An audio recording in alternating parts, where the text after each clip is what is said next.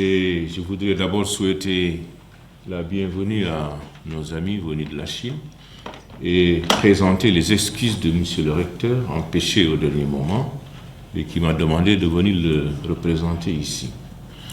Donc, bienvenue à la délégation chinoise. Et je voudrais signaler, et pour le souligner, la qualité et l'importance des relations qui existent entre la République populaire de Chine et la République du Sénégal. Vous le savez, c'est des relations très anciennes et qui prennent de plus en plus de l'ampleur. Et nous nous réjouissons que notre collègue vice-recteur de son université se soit déplacé ici pour nous parler de l'expérience chinoise dans le domaine universitaire, dans le domaine de la formation d'une façon générale. Et j'ose espérer que cette expérience et cet échange d'idées qui va suivre va nous permettre de nous améliorer et de profiter le plus largement possible de cette expérience chinoise qui est une expérience de longue durée et de qualité. Je vous remercie.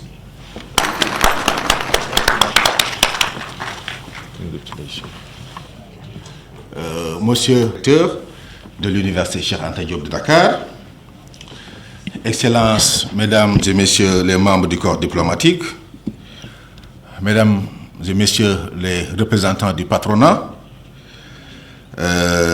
Mesdames et Messieurs de la presse, chers collègues, chers étudiants, chers invités, Mesdames et Messieurs.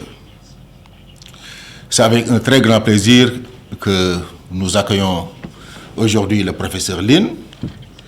Je crois qu'en accueillant le professeur Lin aujourd'hui, la faculté des sciences économiques et de gestion de l'Université Cheikh Anta Diop confirme le rôle de carrefour qui est dévolu à l'université.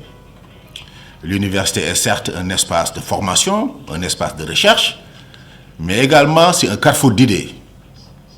Et nous invitons des personnalités, des académiques, des praticiens d'horizons divers, appartenant à différents courants de pensée, à venir s'exprimer librement à l'université.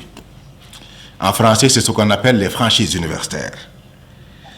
Récemment, nous avons invité le professeur Jeffrey Sachs, directeur de Earth Institute, qui est aussi le conseiller spécial du secrétaire général des Nations Unies. Nous avons invité le professeur Joachim von Braun, qui est l'ancien directeur général de IFPRI, International Food Policy Research Institute. Nous avons invité le senior vice-président de la Banque mondiale, M. Kaushik Basu. Nous avons invité le directeur du département de recherche du Fonds monétaire international, M. Roger Nord. Nous en avons invité beaucoup. Toutes ces personnalités appartiennent à des courants de pensée différents.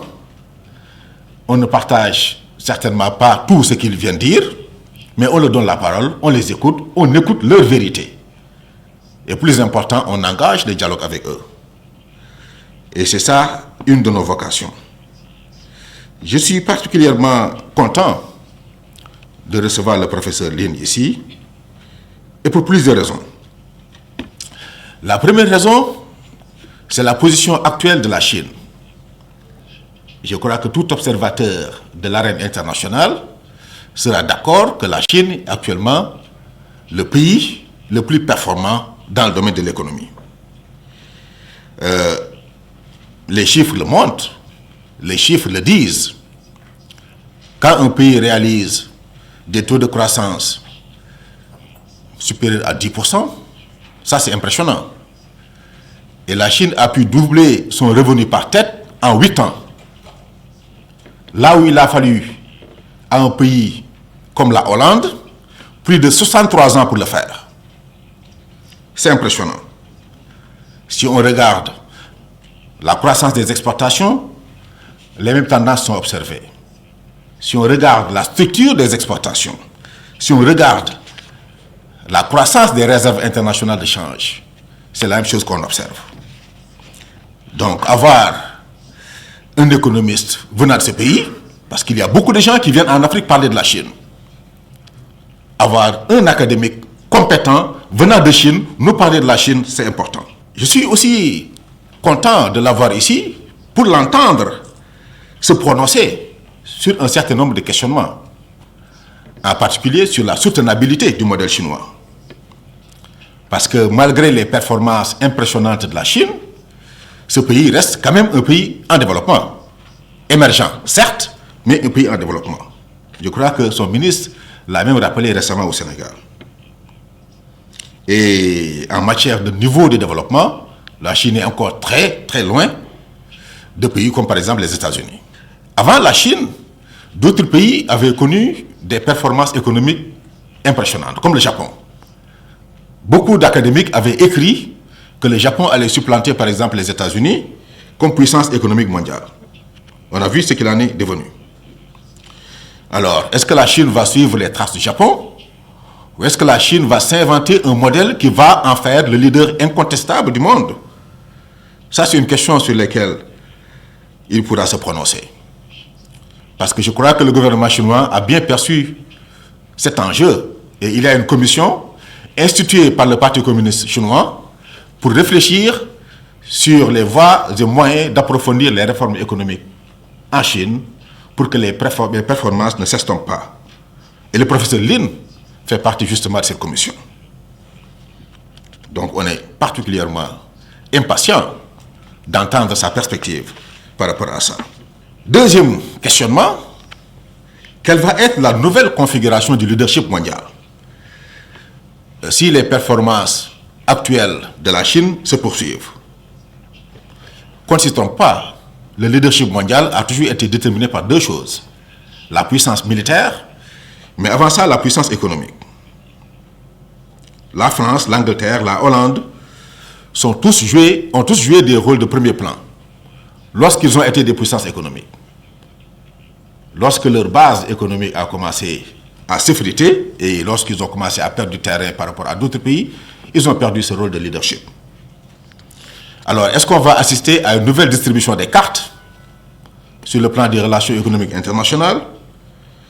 Je crois que l'éclairage de Justin est également important à ce niveau, parce que ce n'est pas un économiste chinois, c'est un économiste de niveau mondial qui a servi comme chef économiste principal à la Banque mondiale pendant 4 ans et qui est reconnu comme tel par beaucoup d'académiques. Ses ouvrages sont plébiscités par au moins 4 prix Nobel d'économie.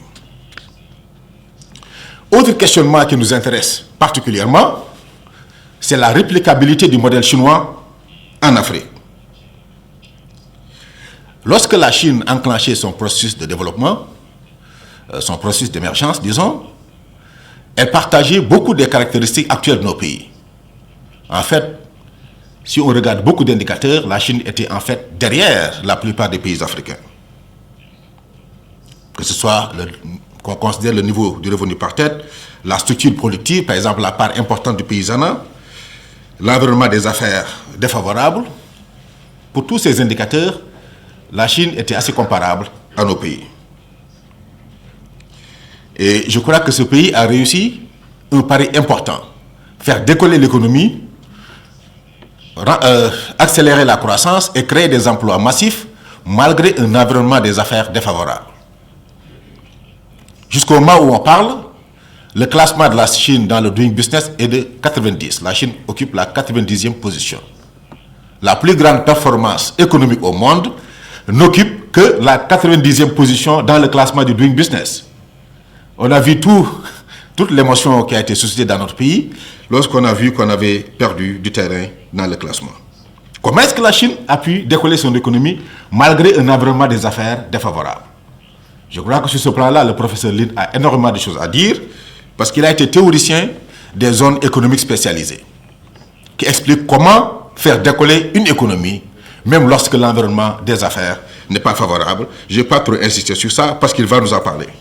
Alors, donc pour répondre à toutes ces questions, il est certainement l'homme idéal. C'est un homme politique influent, comme vous avez vu. Il est membre du Sénat. Comme je l'ai dit tantôt, il est membre de la commission instituée par le Parti communiste chinois pour réfléchir sur l'approfondissement des réformes économiques.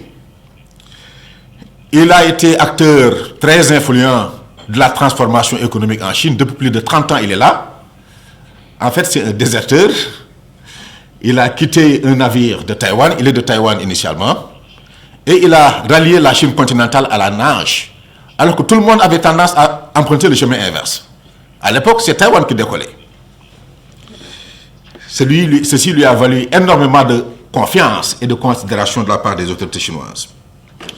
C'est un brillant économiste qui a fait ses études en Chine, à Taïwan en particulier, mais aussi à l'université de Chicago. Quand je lis Justin, je suis impressionné. Parce que Chicago est l'université la plus à droite dans le monde, dans le domaine de l'économie. Les ultralibéraux de la pensée économique mondiale, les Milton Friedman, sont tous de Chicago. Il a fait Chicago, il est resté lui-même. Il a produit plus de 25 ouvrages. Il a produit beaucoup de best-sellers. Je vais juste vous dire 2 de ces best-sellers. Against the Consensus, Reflection on the Great Recession, ramé à contre-courant du consensus, Réflexion sur la Grande Dépression. Et l'autre, c'est The Quest for Prosperity, How Developing Economies Can Take Off. La recherche de la prospérité, comment est-ce que les pays en développement peuvent décoller. Il a écrit plus d'une centaine d'articles académiques dans de très bonnes revues internationales. Il a servi et sert dans beaucoup de comités internationaux. Je ne vais pas tous les citer, mais je veux juste mentionner le Task Force du millénaire des Nations Unies sur la faim, le comité de pilotage de l'IFPRI, le comité national sur les relations entre les USA et la Chine.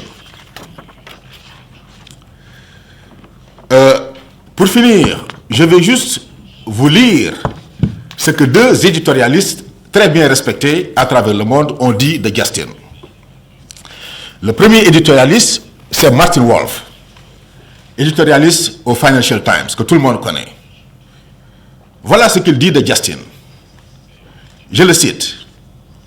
« On n'a pas besoin d'accepter tout ce que dit Lin pour reconnaître que sa contribution à la littérature économique sur le développement est immense. Une des caractéristiques importantes de la pensée de Lin est le pragmatisme. Étant admirateur de Deng Xiaoping, Lin croit également qu'il n'est pas important de savoir si un chat est noir ou blanc, aussi longtemps qu'il est efficace pour capturer des souris. Il reconnaît la contribution décisive des forces du marché, mais insiste également sur le rôle de l'État à orienter ses forces dans la bonne direction. » Ça, c'est Martin Wolf, fin de citation.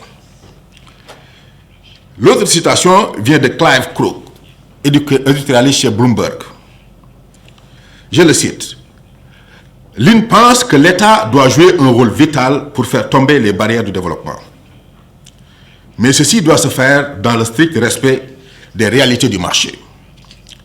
Dans ce cadre, la compétitivité internationale des nations est très critique pour enclencher le développement. Les pays pauvres ont beaucoup de ressources en main-d'œuvre, bon marché. Pour ces pays, le recours aux industries lourdes, intensives en capital, est l'erreur fatale qu'il ne faut pas commettre. » Fin de citation. Et ça vient de Clive Crook, éditorialiste de Bloomberg. Mesdames et messieurs, chers invités, c'est ce personnage remarquable à tout point de vue qu'on a l'honneur et l'immense privilège à recevoir aujourd'hui. Je voudrais que vous associez à moi pour lui souhaiter la bienvenue à Dakar et qu'on lui donne la parole.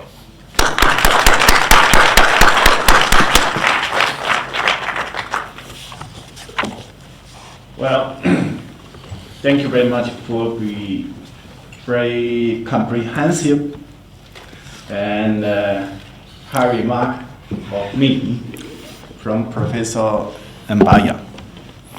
And ladies and gentlemen, it's a true honor for me to be invited to visit this beautiful country and also to share with you some of the ideas that I draw from the experiences of China's development in the past decades, and how that idea may contribute to the quest for prosperity in African country, and certainly also Senegal.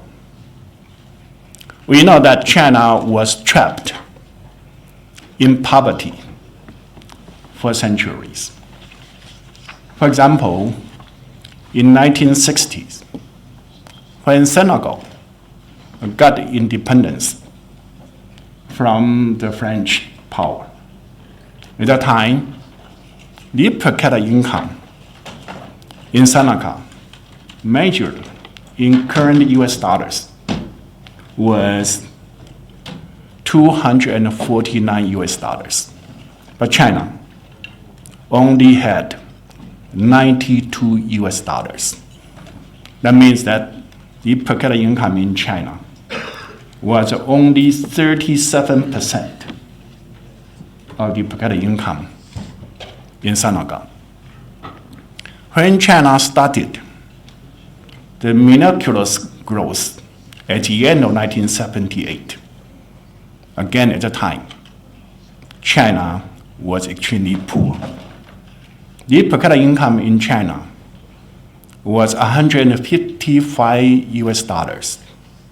At that time, Senegal per capita income was 490 US dollars. So that means China dropped from 37% of Senegal's per capita income down to only 32% of Senegal's per capita income. Certainly, with that kind of per capita income, China had all the